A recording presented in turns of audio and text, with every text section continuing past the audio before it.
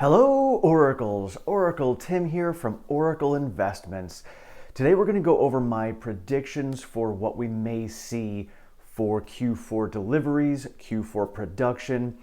For me, production's more important. For any of you who watch Tesla daily with Rob over there, I'm very similar. Right now, Tesla is literally selling everything they possibly can. I mean, they're backed up a year on just the base Model Y that's coming out, the one that I've got on reservation. So demand is not a problem. They have way more demand than they can possibly handle at the moment. So production to me is more important to make sure they can produce all the vehicles that these people want.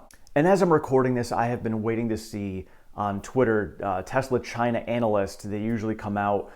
They said they should be out soon with their numbers, and their numbers have been relatively accurate. So still waiting on those. They have not come out yet. Sorry to interrupt, Tim. The China numbers are out from Tesla China analyst. 70,500 vehicles delivered in China. That does not include exports. Wow. So I'm going to keep my production numbers the same on here, but the delivery numbers, wow. So I will update those. I will keep you guys updated. I will give a fresh video out on Sunday once we get official numbers that come out. But my goodness, amazing. All right, back to the video. That's awesome, Tim. Thanks for the update. So now initially I had Shanghai for the month of December coming in at right around 62,000 vehicles produced. But because of the teaser that Tesla China analyst had laid out there about the surprise coming, I bumped my numbers up to 65,000. I did that based upon their weekly production, the news we had gotten back in early December about them hitting a weekly or an annual run rate of 600,000 vehicles, and that ramping up even more. I bumped my numbers up a little bit, expecting a nice surprise, so I put it at 65,215 for the month of December. That will put their entire quarter at 177,686 vehicles. And now they have been increasing the speed of the Model Y that's coming out, and they're pretty close. Model Y and Model 3 are almost at the same run rate as each other. I have a feeling that the expansion that we have coming in Shanghai this year is going to be more Model Y heavy. So I definitely feel that going into 2022, Model Y is going to be a more highly produced vehicle than Model 3. And now moving over to Fremont, we've had the Model S ramping up nicely over the last 3 quarters, and then Model X just started ramping over the last quarter as well. So using similar numbers that we had for the Model S with the Model X, bumping up some numbers, I'm seeing the end of the quarter for Fremont being 121,420 vehicles produced. Between the two factories, this gives a full quarter for total production of 299,106 vehicles, just shy of 300,000 vehicles, which at that run rate, if they keep that up, is 1.2 million vehicles for 2022 based upon just those numbers and those two factories. So obviously you throw in Austin and Berlin and continued ramp of both Fremont and Shanghai, and so these numbers of 1.3 million vehicles seems extremely low. And so this will give annual totals of Fremont of 443,407 vehicles produced, and Shanghai at 484,243 vehicles produced. So my prediction, total production for the entire year of 2021 is going to be 927,650 vehicles. And so as far as delivery predictions go, based upon the 70,500 vehicles delivered in China that we just got, I'm looking at potentially almost 300,000 vehicles getting delivered in Q4.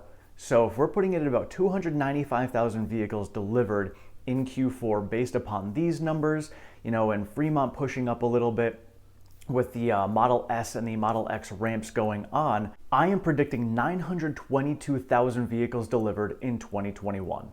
Now, one of the things I look for when it comes to the future predictions and everything is, let's look back.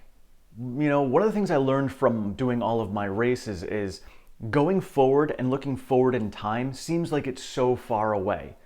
But looking in the past, you can go back 10 years and it seems like it was just yesterday.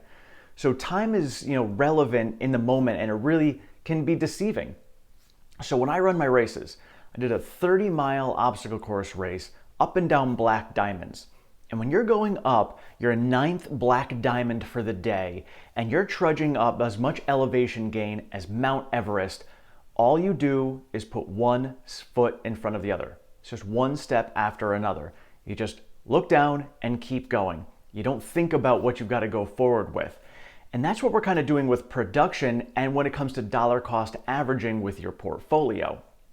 So when you're looking at production, look back a year ago. Seems like just yesterday. And production was just over half of where we are now. So now take that and look forward. You know, we've got 2 new factories opening up. We are doubling our production facilities for Tesla. So that obviously doesn't mean we're going to double our production for next year, but it could. We could actually come close to doubling our production numbers for next year. And then you take that even further, and that's going to push us even faster. So it is just one foot in front of the other. It is slow, it is monotonous, and you could have a lot of excitement here and there. Doing that 30 miles of obstacle course racing, you have obstacles that are excitement. Those obstacles are very much like, you know, the ups and downs in the market. We go green, we go red. Elon makes a tweet about selling off his stock. Elon makes a tweet about a recession. There's FUD that comes out about recalls. You know, then we get the excitement euphoric run into Q4 earnings. All these different things are just obstacles along the way. Focus on the actual goal at the end of the tunnel. What is our goal? Our goal is 10 years out. So all these obstacles that come along the way are just little challenges for us to get through. Not a big deal. You know, you could take a step back and just realize they're just obstacles. We'll get through this. In the long run, they're not going to mean anything, but it's something we have to go through in order to get to our goal at the end of being Teslaonaires. Because I gotta tell you, with those races, yeah, those obstacles, they sucked. Climbing up and down those black diamonds, that was terrible. Every single step, legs cramping, body seizing up, it sucked. Just like when we hit some red, it sucks. But I'll tell you what, at the end of that race, felt like $1 million. And I am going to have that memory for the rest of my life. Something that's going to stick with me because I accomplished that. And so getting through these times where we've got our ups and downs with the stock, just remember what our goals are at the end of the race. And thinking about that, and when you get there, you're going to look back. And you're going to forget about all these little hiccups here and there. And you look back and remember, you know what? It wasn't that long ago that the stock was just $500. And now look at where we are.